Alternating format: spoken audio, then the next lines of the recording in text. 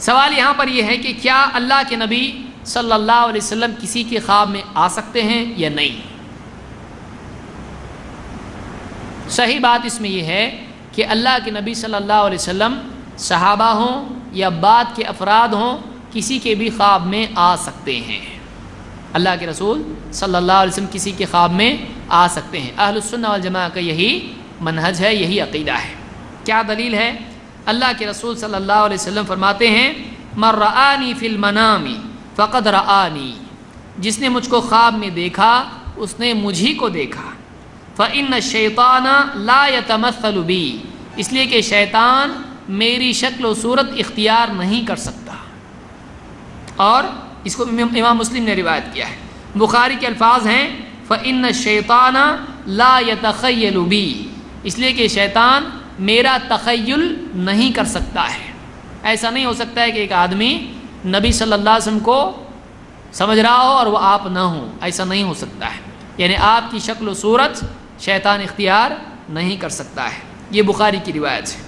ابن ماجہ کے الفاظ ہیں من رآنی فی المنام فکأنما رآنی فی الیقظہ، جس نے مجھ کو خواب میں دیکھا یہ ایسا ہی ہے گویا کہ اس نے مجھ کو جاگتے میں دیکھا۔ جس نے مجھ کو خواب میں دیکھا وہ ایسے ہی ہے جیسے اس نے مجھ کو جاگتے میں دیکھا۔ ان الشیطان لا یستطیع ان یتمثل بی، شیطان کی قدرت میں ہرگز یہ بات نہیں ہے کہ وہ میری شکل و صورت اختیار کرے۔ یہ ابن ماجہ کی روایت ہے اور یہ صحیح روایت ہے۔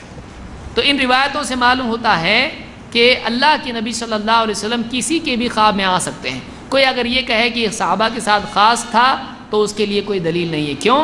اس لیے کہ من کے الفاظ سے یہ حدیث ہے، جس نے مجھ کو دیکھا، تو کسی کے بھی لیے آ سکتا ہے، صحابہ کے لیے خاص نہیں ہے۔ پھر اب بعض لوگ بولتے ہیں کہ ہم نے خواب میں دیکھا کہ مدرسے کی بنیاد آ کے آپ نے بتائی اسی، یا خواب میں دیکھا کہ اللہ کے نبی صلی اللہ علیہ وسلم نے کہا کہ ہم وہاں جا رہے ہیں، ہم فلانے جماعت میں جا رہے ہیں، ہم ایسا کر رہے ہیں ویسا کر رہے ہیں۔ کیا کریں گے اس میں؟ صحیح کیا ہے غلط کیا ہے؟ کیا ان خوابوں کو مان لیں؟ کیا اس کی بنیاد پر مان لیں؟ اب میں نے دیکھا 2 کتابیں، دونوں میں نبی صلی اللہ علیہ وسلم کا خواب ہے۔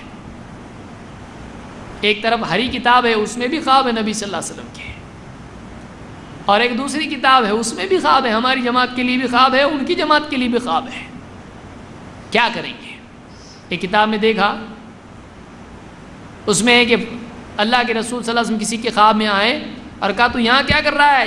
وہاں جا، اس اجتماع میں جا، اس میں شریک ہو جا، ہر اجتماع میں، اس کے مقدمے میں لکھا ہوا ہے۔ اب یہاں والے ان کے خواب نہیں مانتے، وہاں والے ان کے خواب نہیں مانتے، کس کو دلیل بنایا جائے؟ تو آپ دیکھیے اس میں صحیح بات کیا ہے۔ اس حدیث کے الفاظ پر آپ غور کریں۔ اللہ کے نبی صلی اللہ علیہ وسلم فرماتے ہیں فَإِنَّ الشَّيْطَانَ لَا يَتَمَثَّلُ بِي، نہیں سمجھا؟ اس لیے کہ شیطان میری صورت اختیار نہیں کر سکتا ہے۔ تو نبی صلی اللہ علیہ وسلم کی جو صورت تھی، اگر یہ ہو کہ کوئی بھی صورت اختیار نہیں کر سکتا ہے تو پھر کوئی بھی صورت نہیں۔ آپ نے کیا کہا؟ میری صورت اختیار نہیں کر سکتا ہے، لیکن آپ کے سوا دوسری صورت، تو ایک صورت ہے جس کو شیطان اختیار نہیں کر سکتا ہے لیکن دوسری صورتیں اختیار کر سکتا ہے۔ تو اب معلوم ہوا کہ اگر کوئی دوسری صورت اختیار کر کہ میں نبی ہوں تو ہو سکتا ہے کہ نہیں ہو سکتا ہے؟ ہو سکتا ہے، شیطان دھوکہ دے سکتا ہے۔ لیکن آپ نے کیا فرمایا؟ شیطان میری صورت، یہ تمثل شکل و صورت اختیار کرنا، شیطان میری شکل و صورت اختیار نہیں کر سکتا ہے۔